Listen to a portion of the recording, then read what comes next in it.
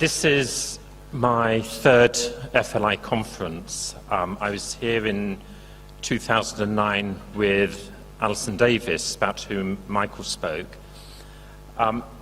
For those of you who heard her, you will remember, you'll know what an extraordinary woman she was. She was born with spina bifida. She was disabled from childhood. She used a wheelchair. She was doubly incontinent. She had a lot of pain and nausea and sickness. She had been pro-abortion in her younger days and an atheist, and became pro-life while still an atheist. She suffered much and wanted to die, and she attempted to end her life over a period of years, and yet there was a transformation in her life, part of which I'll be speaking about, which led to her becoming the foremost opponent of euthanasia and assisted suicide in the UK. And having been an atheist, she became a Catholic, and an extraordinary one at that. And the talk I will be giving you tomorrow will be a totally different talk from this, but it will be focusing on Allison and why she was such an extraordinary person, and why I believe that she will be one day canonized a saint. She became a Catholic in 1991, and I thought before she became a Catholic that she would become a Catholic and one day be canonized a saint. And I lived with her day in, day out for the remaining years until she died in 2013. So when you live with somebody, you know what they're like.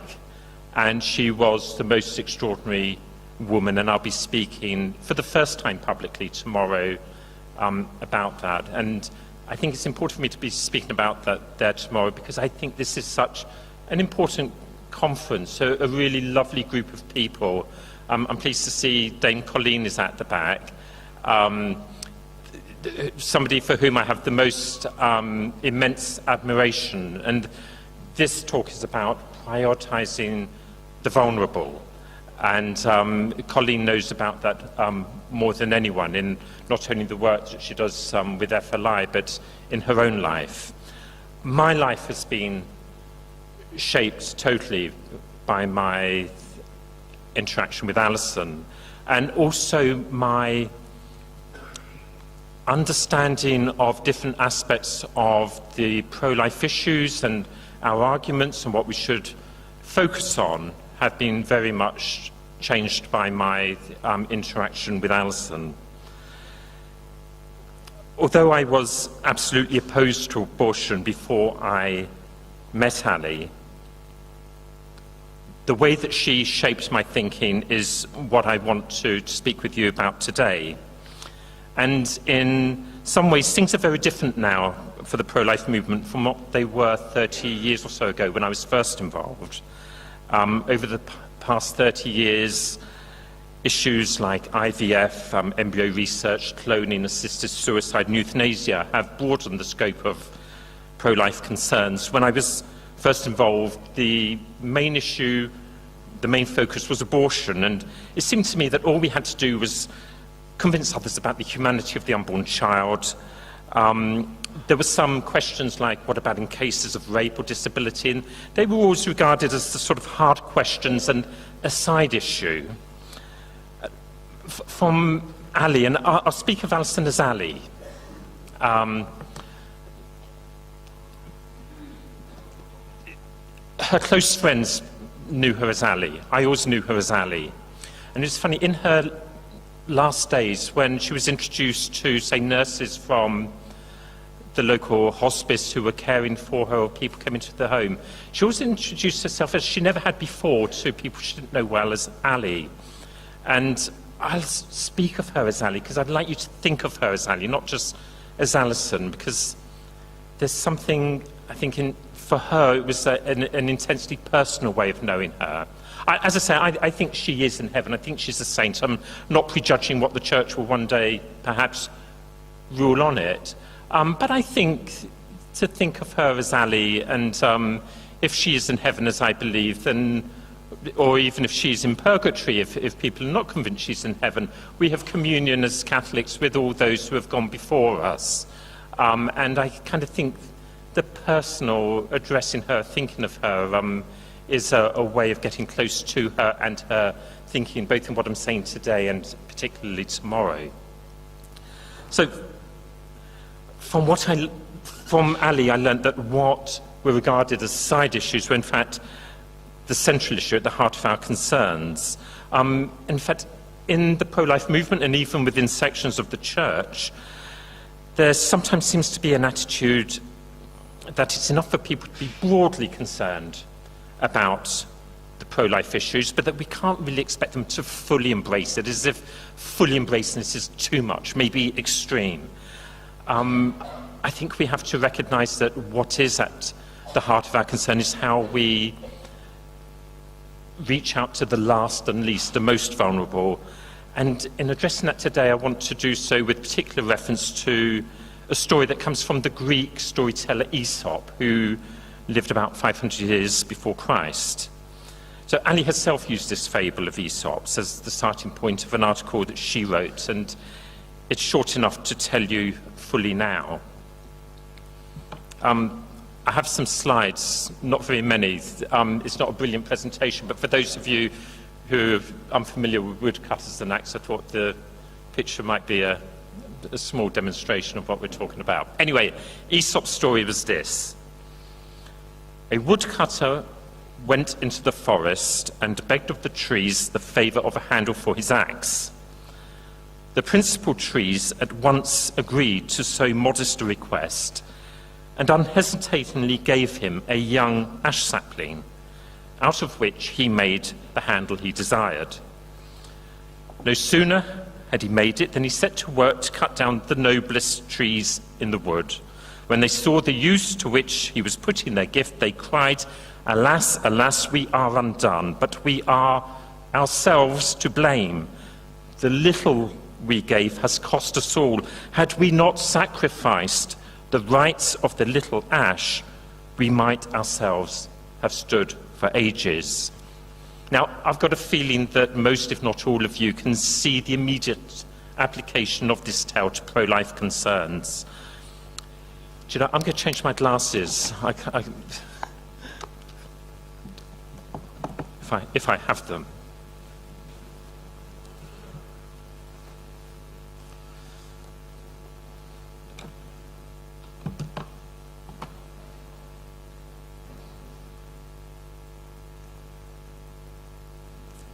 Okay. Sorry, these I can read well with, but I'm looking up and you're all a blur. And I want to be talking to you, not just reading from a text. So I'd rather be able to see you as well as see the notes I have here. Okay, that's better. Sorry if it looks a bit professorish or whatever, but okay.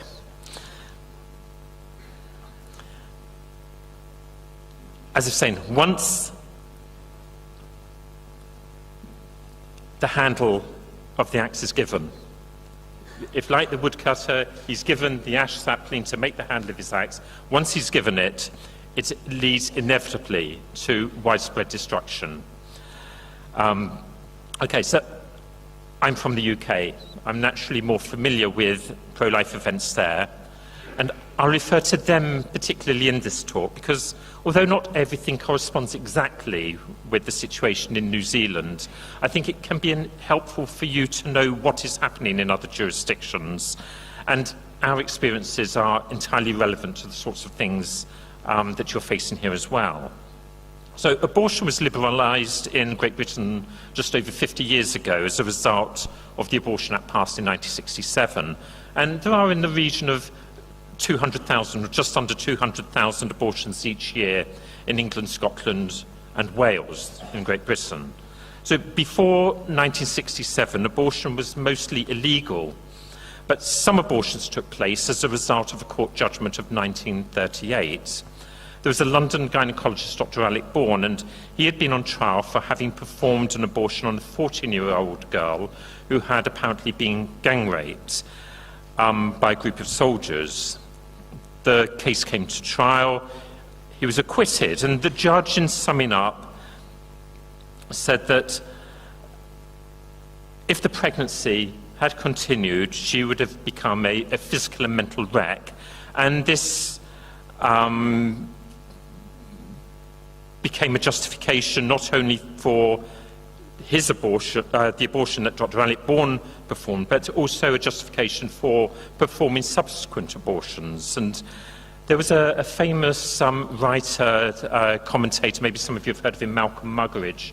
He lived a colourful early life before becoming a Catholic later in years, but he described the judgment, although it was referring to this specific case involving rape, as making straight the way to abortion on demand. Now, I don't know if there are any Americans here. Americans never seem to understand the distinction between England, Great Britain, United Kingdom. You probably, having the Queen as sovereign here, are possibly more aware of it. I just love it. There was an interview with some Americans recently asking, did they know what language is spoken in Britain? And they said British. And they said, do you know anyone who speaks British? And they said, well, no. And they said, do you know any words of British? And they said, no. Well, of course, they spoke Americanese, but people often don't understand the difference between England and Britain and the United Kingdom. So England is a country. England, Wales and Scotland are part of Great Britain. They're the Union of Great Britain. England, Wales, Scotland and Northern Ireland make up the United Kingdom.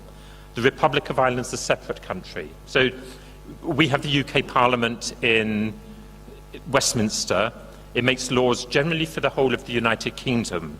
But with the Abortion Act, the law extended not to Northern Ireland, only included England, Scotland and Wales. In Northern Ireland, the Abortion Act didn't apply, and abortions there take place according to the judgment that came about in 1938 with the judgment about Dr. Alec Bourne, and there are currently about 100 abortions each year that take place there under that precedent. However, in recent years there have been attempts to clarify that law, which thankfully have been resisted. Now, when the 1967 Abortion Act came in, it was said simply to be clarifying the situation. And so the law was clarified, and it said that for the sake of a mother's physical or mental health, a woman might obtain an abortion. But in effect, it liberalised abortion. It made it legal to abort if there was what was said to be substantial risk of the child being born seriously handicapped.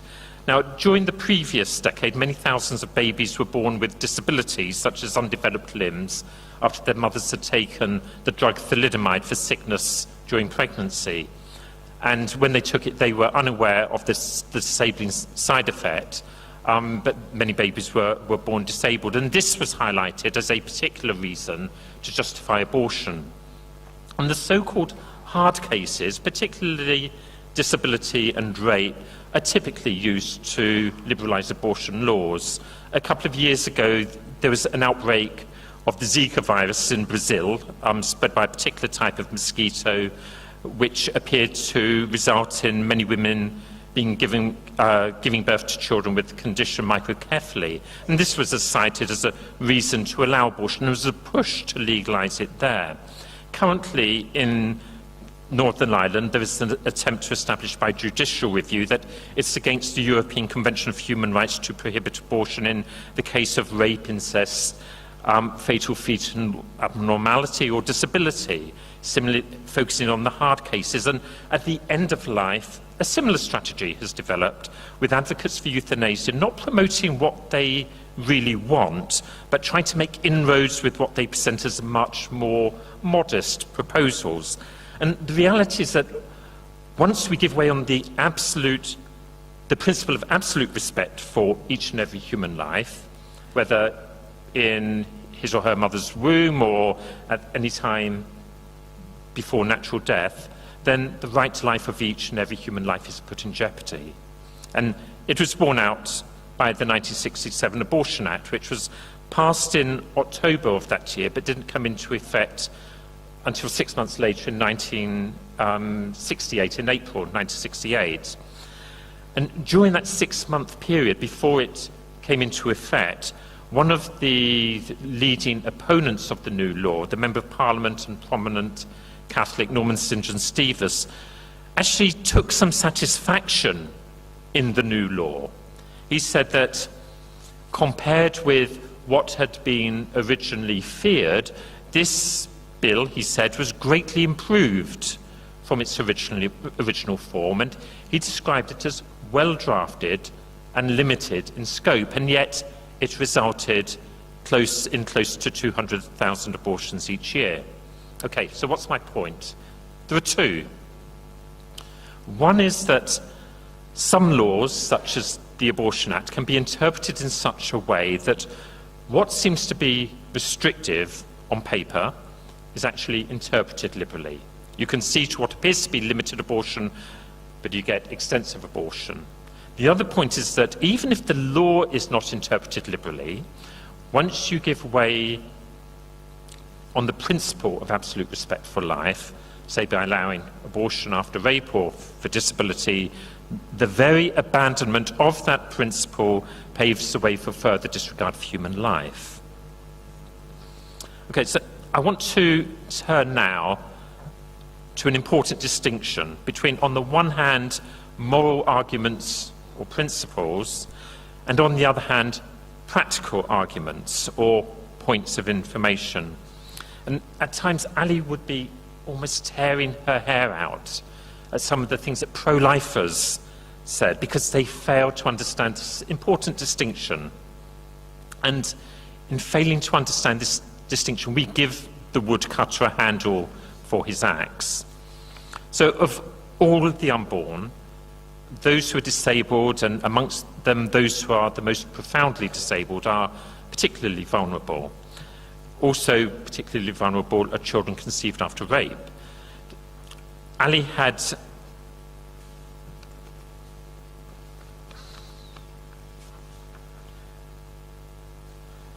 I do apologise. I have got my pages mixed up. Let me go back. Sorry about that. Okay. So it's talking about, God, where do you get them? They come halfway around the world and they can't even get their pages in order before they start. I don't know. Okay. So the distinction between principles, moral principles, and points of information. Okay, an example. Okay. Prejudice against disabled unborn children is particularly acute, with women coming under much pressure to be screened during pregnancy to detect if the child's disabled, with abortion being highly recommended, if not almost forced upon women afterwards. Now, in the UK, about 90% of babies with spina bifida, the condition that Ali had, are aborted. Sometimes the screening results are wrong. You get what are called false positives, when tests suggest there is a disability but there isn't. And you get false negatives, when tests do not detect a disability but in fact the child is born disabled. Now, any number of times good pro-life people would come up to Ali and they would say screening should not be allowed because they know somebody who was told that their child would be born disabled and the child wasn't born disabled. And they would present this as an argument against screening. Of course, the people were well-intentioned, but Ali was actually pretty exasperated at hearing this, and she heard it time and time again.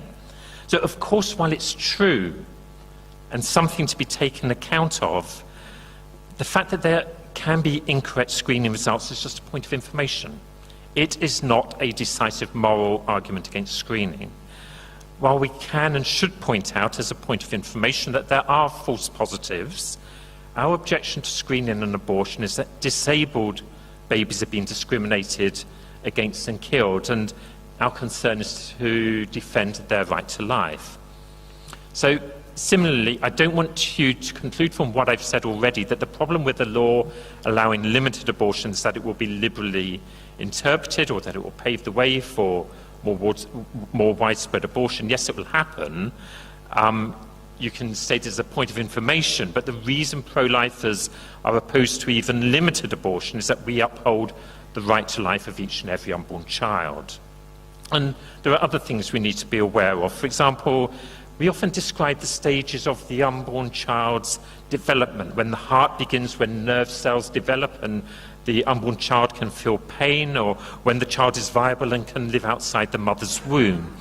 That we're not wrong to describe such stages of development, as they help to indicate to those who astonishingly think the child is just a blob of jelly or the products of conception, that the life of a living, growing human being is at the heart of our concerns. It's not wrong to point out those things, but such things are points of information. They're not themselves arguments against abortion, and there's a danger that such things can be emphasised, as there have been in other countries, including the UK, with the consequence, for example, that people then think, well, the rightness and wrongness of abortion depends on whether the child is viable. It's been a big problem in the UK. Of course, it is horrendous that children who are viable can be aborted, but that's not why we're opposed to abortion. And if we emphasise things like that too much, as though these are moral arguments, then people think that that is the principle and you shouldn't be aborting those babies, as though aborting other babies is less objectionable. Now, shortly after Ali became pro-life in the 1980s, she was asked to work for the handicap division of the Society for the Protection of Unborn Children in the UK. As I mentioned, a clause of the Abortion Act refers, as does the New Zealand law, to allowing abortion in the case of handicap. And the group within SPUC consisted of disabled people, their families and carers, with a view to highlighting the eugenic aspects of the abortion law.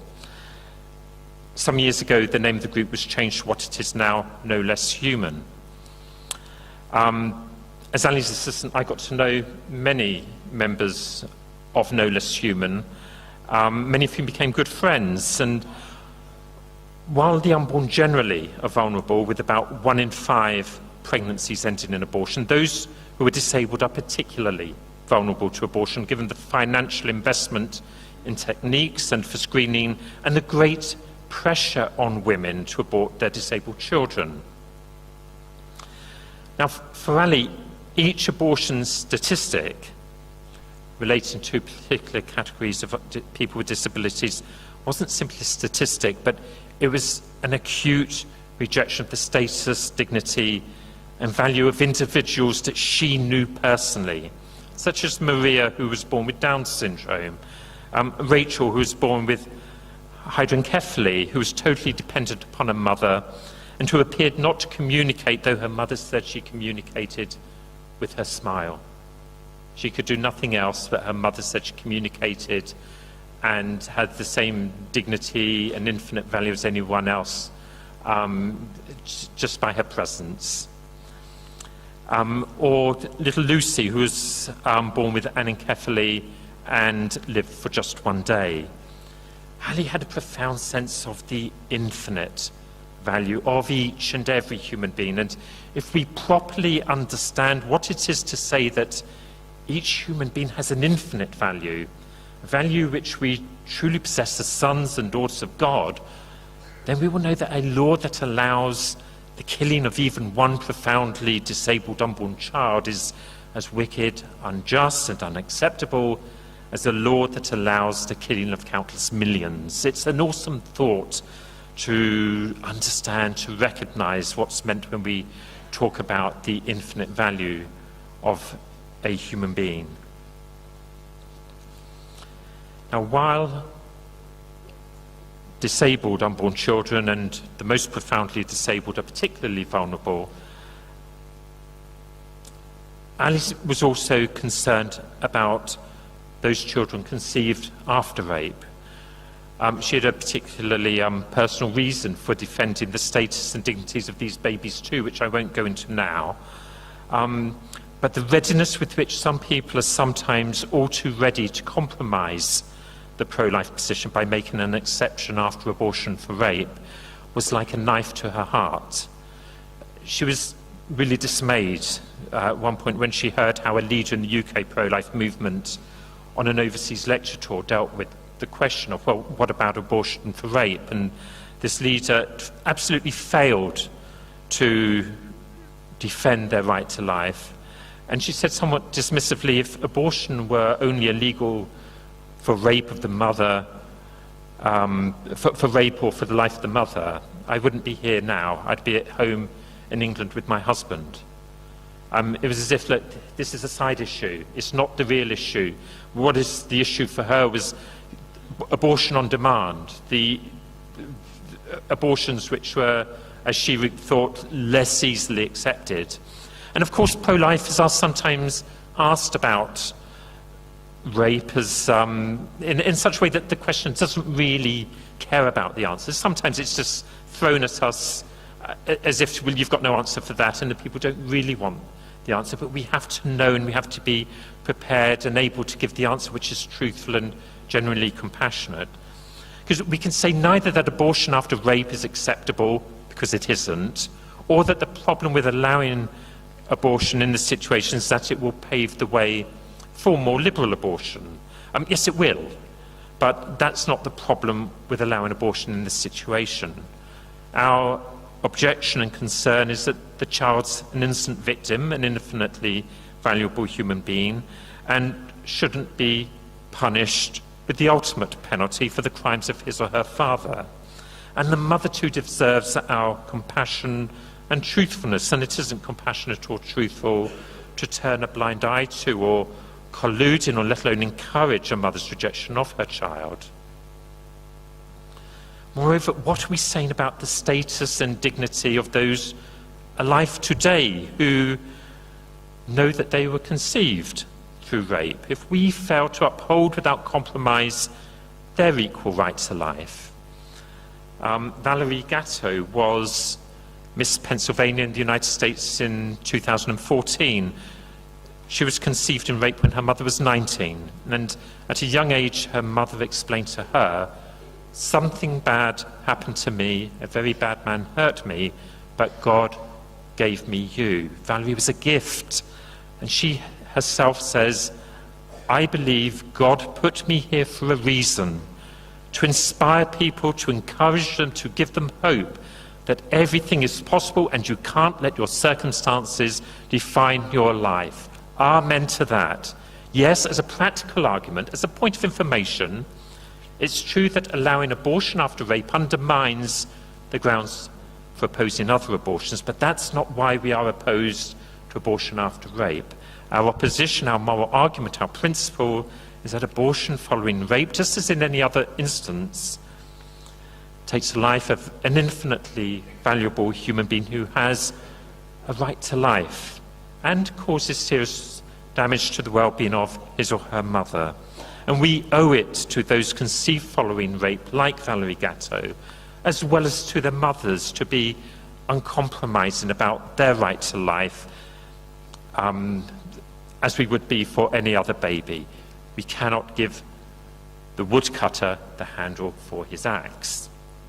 So I want to turn now to the end of life and questions of assisted suicide and euthanasia, of which Ali was a prominent opponent. So I'm trying to emphasize the need to have integrity in upholding the right to life of all without compromise, and the need to have integrity in our arguments so that we don't provide a handle to the acts that will benefit those who want extensive euthanasia or assisted suicide.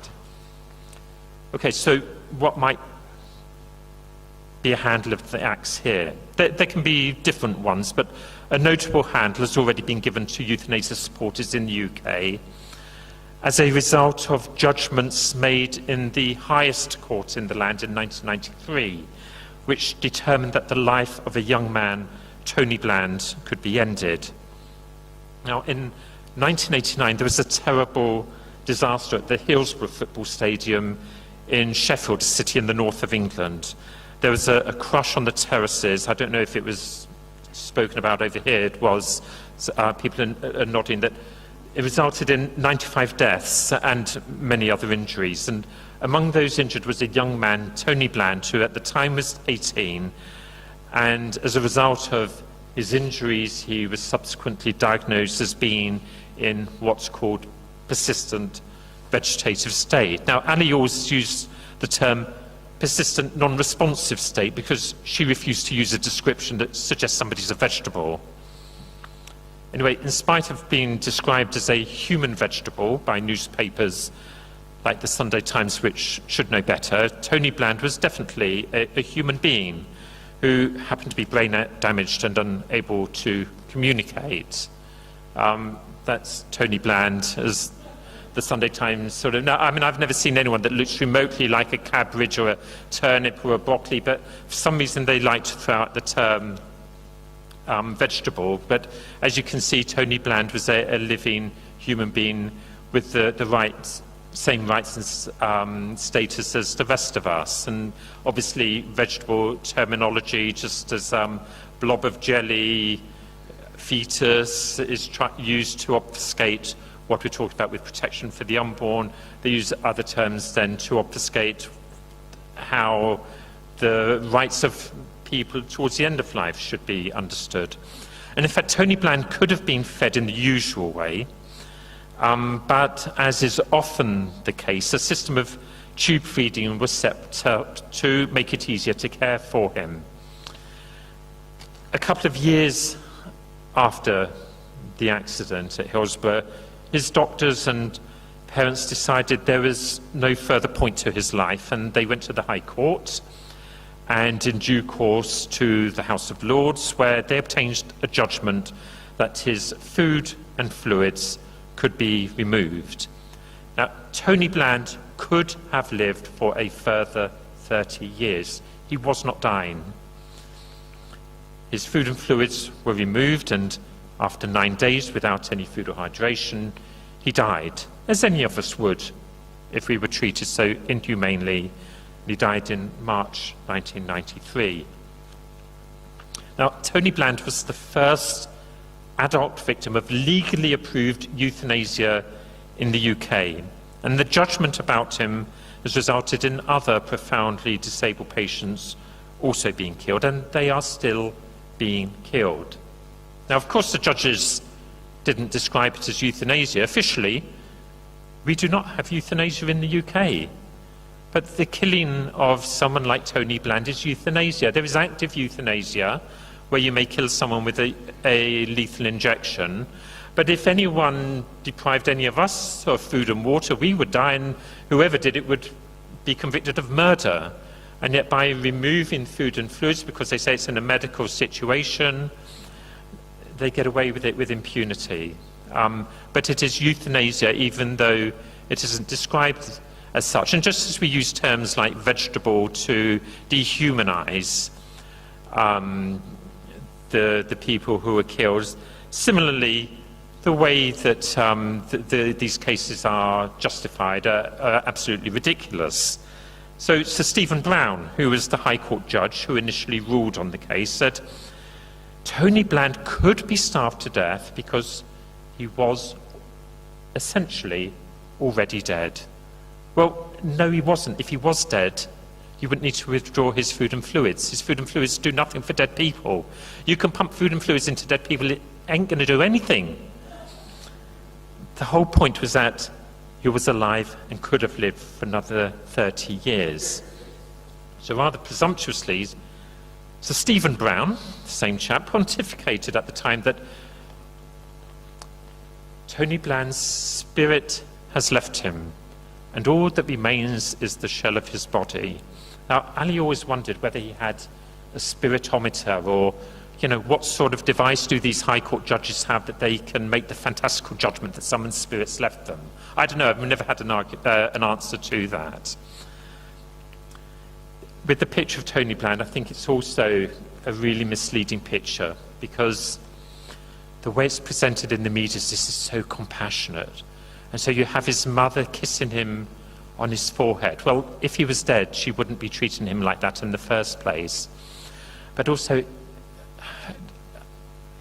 maybe we can't judge people, but I see that picture and I just think it's a Judas kiss. I just think it's so sad to be presenting a public face of compassion when what you are desiring is the death of your son who is not dying. But in fact, for many years, euthanasia advocates have argued that this sort of ruling was the way to legalise euthanasia, and the Bland case represents a handle of the axe. An Australian advocate for euthanasia, Dr. Helga Kuze, you've perhaps heard of her, she famously set out their plan of action when she said way back in 1984, this is 34 years ago, long ago, she said, if we can get people to accept the removal of all treatment and care, especially the removal of food and fluids, they will see what a painful way this is to die, and then in the patient's best interest they will accept the lethal injection. So just as the integrity of our pro-life witness at the beginning of life is demonstrated by our commitment to the most vulnerable, to the most profoundly disabled babies or those conceived after rape, likewise the integrity of our pro-life witness at the other end of life is demonstrated by our commitment to the most vulnerable, like Tony Bland, who is rejected as a vegetable and could do nothing. The most vulnerable are the ash saplings in Aesop's tale, and if we fail to protect them, all become vulnerable to harm. Now, having made the point that it's crucially important that we defend the right to life of most vulnerable people like Tony Bland, I want to look at things from a different perspective, note a particular curiosity and also express concern. Because in recent campaigns in the UK on the more general question of assisted suicide or voluntary euthanasia, an argument has come to the fore that it shouldn't be legalised because of public safety concerns. Now, this is a practical argument, a point of information, rather than an opposition based on moral argument or principle. The argument goes that even though there may be some people who are clearly determined that they want to end their lives and who are in no way doing so under pressure from others, nevertheless, if we change the law to enable them to end their lives, it will create such a change within society that before long other vulnerable people will feel that they are a burden and feel under a pressure, whether real or imagined, to volunteer to have their lives ended. And in fact it follows logically that non-voluntary euthanasia will inevitably follow a law allowing voluntary euthanasia. And this has been shown in any case by the experience of Holland, which has had voluntary euthanasia for 30 years. And it is inevitable if any form of so-called voluntary euthanasia is permitted. And the reason that it is inevitable is actually quite simple. So the reason is that healthcare decisions are always based on what is described as the patient's best interests. So those promoting voluntary euthanasia will say it's in the patient's best interests. Now, if you accept that it is in the best interests of someone to be killed by euthanasia if they volunteer for it, similarly for those who cannot volunteer for it, someone else will decide it's in their best interests. It's not rocket science, it's inevitable. It will happen, and it has happened. All the jurisdictions that have allowed any sort of assisted suicide or voluntary euthanasia bear witness to that. So yes, there is a practical argument against legalising euthanasia, that it is unsafe on grounds of public safety. And for some people, this, rather than any moral arguments or any principled opposition, will be sufficient reason not to legalise it. But we who are opposed as a matter of principle have to be careful not to think, let alone to say, as Ali and I have often heard said, that the problem with voluntary euthanasia is that it inevitably leads to involuntary euthanasia. Yes, it will, but that's not the problem with voluntary euthanasia. And the curiosity to which I referred briefly is that in the UK, at least, we started the other way round. We started with involuntary euthanasia for particularly vulnerable patients like Tony Bland, And this has been used as a means for promoting voluntary euthanasia. Now, what I want to do in the little time left is to highlight the real problem with voluntary euthanasia or freely chosen assisted suicide. Now, Ali spoke so compellingly about protecting vulnerable people at the end of life because, as I mentioned at the outset, for a number of years she herself wanted to die. She wanted, in fact, to die for 10 years. During part of that period, in the first 5 years or so, she made attempts, serious attempts, to end her life and would have qualified for assisted suicide or euthanasia if at that time the law had allowed it. No matter what jurisdiction has legalized euthanasia or assisted suicide, she would have qualified in each and every one of those jurisdictions for it.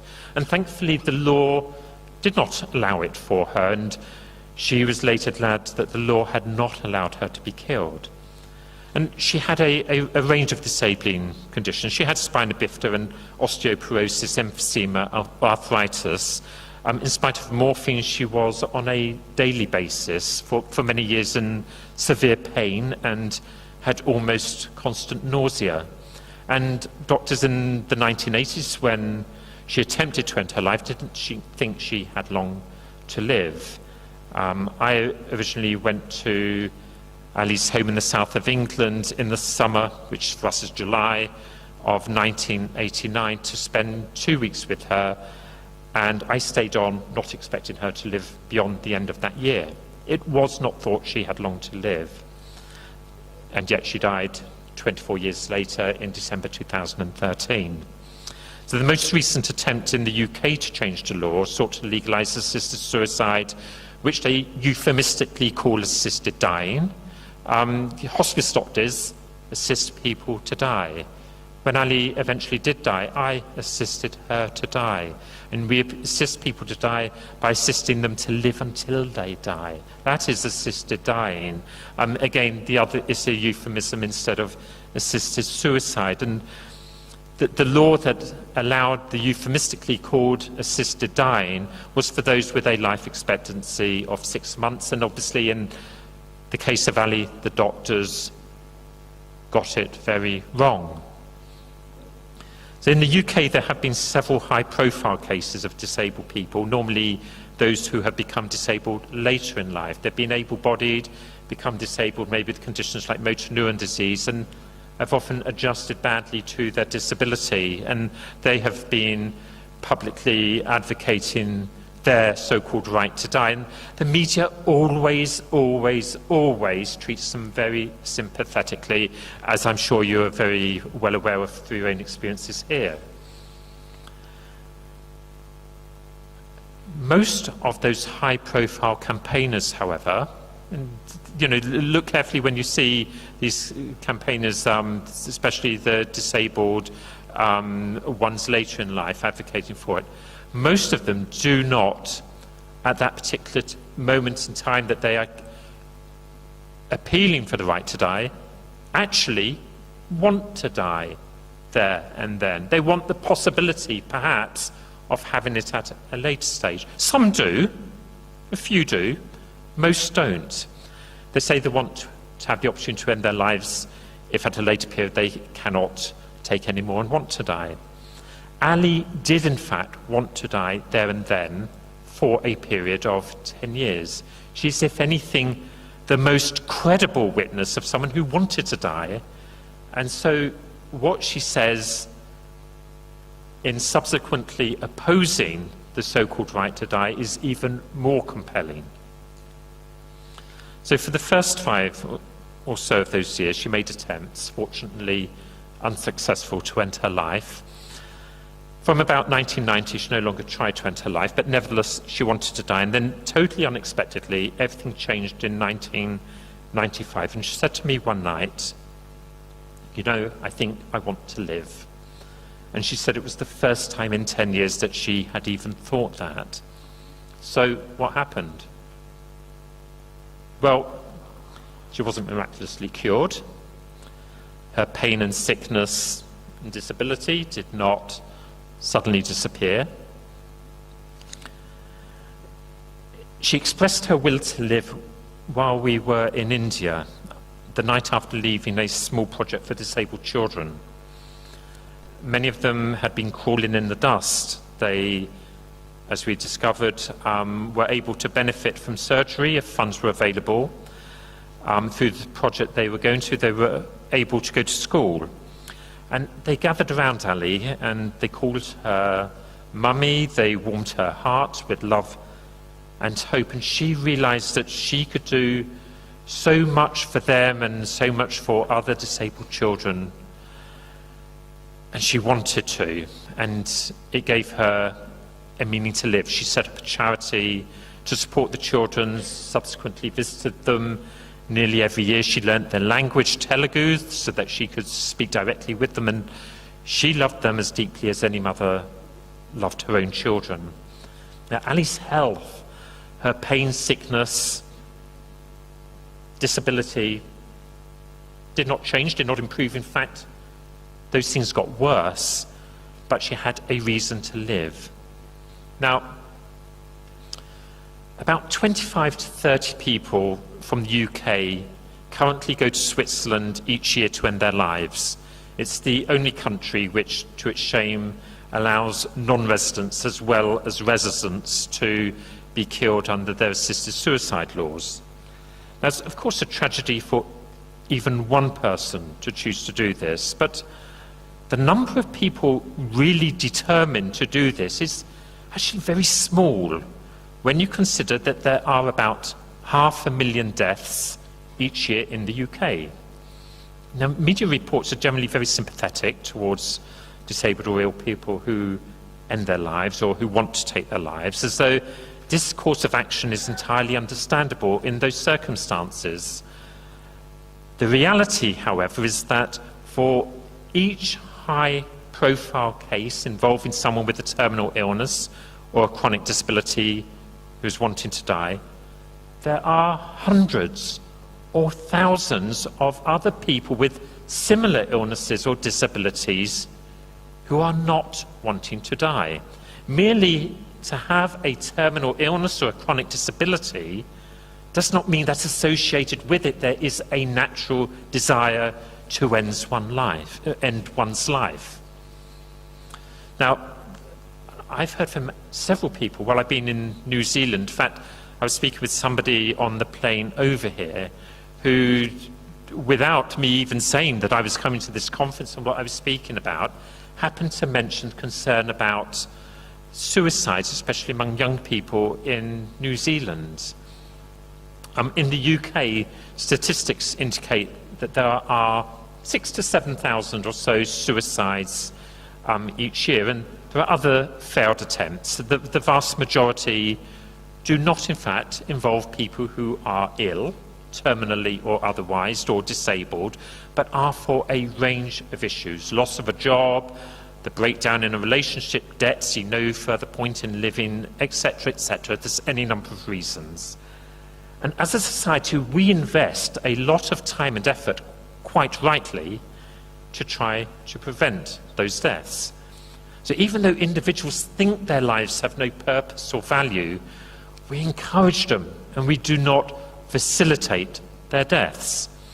In fact, the vast majority of disabled and terminally ill people do not want to end their lives, just as the vast majority of those who are able-bodied and good health do not want to. But we have an alarmingly negative and prejudicial attitude towards the lives of terminally ill and disabled people. As Ali noted herself, if a non-disabled person wants to die, society encourages them to live. If a disabled person wants to die, society talks about facilitating their death. And there is something deeply troubling about that. Now, a law allowing particular people to end their lives, and these assisted suicide laws are always restricted to those with, normally nowadays, terminal illnesses, and in some jurisdictions, incurable disabilities as well. But a law allowing particular particular people to end their lives, no matter how restrictive it might appear, will always be discriminatory and based on a view of prejudice that their lives are not as valuable and worth living as those of others. Yes, any law will have further victims, others will become unsafe, but it is the denial of the value, dignity and status of those who want to die that is in the first place objectionable. In the absence of a law allowing her to be killed, I had the opportunity to encourage Ali to live, reminding her that her life had value even though it didn't seem to her that it did. She said that encouragement made a difference to her. How, though, can we expect vulnerable people who want to die re-establish a sense of their worth and a purpose in life if the law says that in their situation they are in effect right to want to die and can get any assistance that they want to arrange it? You know, Ali spoke of being eternally grateful that the Lord didn't allow her to end her life. And in due course, she died naturally on the 3rd of December 2013. When she spoke to the FLI conference in 2009, she ended it by referring to a book by a doctor which was about living the greatest adventure.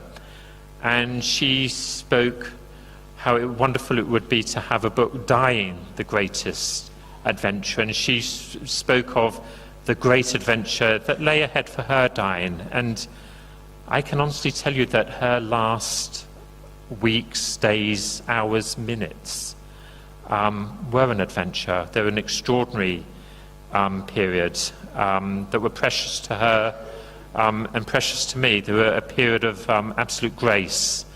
You know, we get one life, and it's precious from its beginning at our conception until our last dying breath for each of us without exception, without compromise.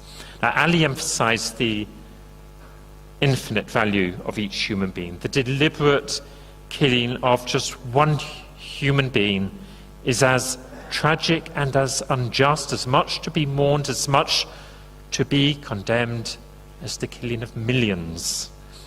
And we who are pro-life must show by word and action that we uphold without compromise the right to life of each and of all. You know, Aesop's story of the woodcutter and the axe, told 2,500 years ago, is as necessary for our day as it ever has been. Perhaps, if anything, it's particularly necessary in our day, because when it comes to protecting human beings, we can make no concessions, no compromises, because when we give up on the least, we give up on all of us.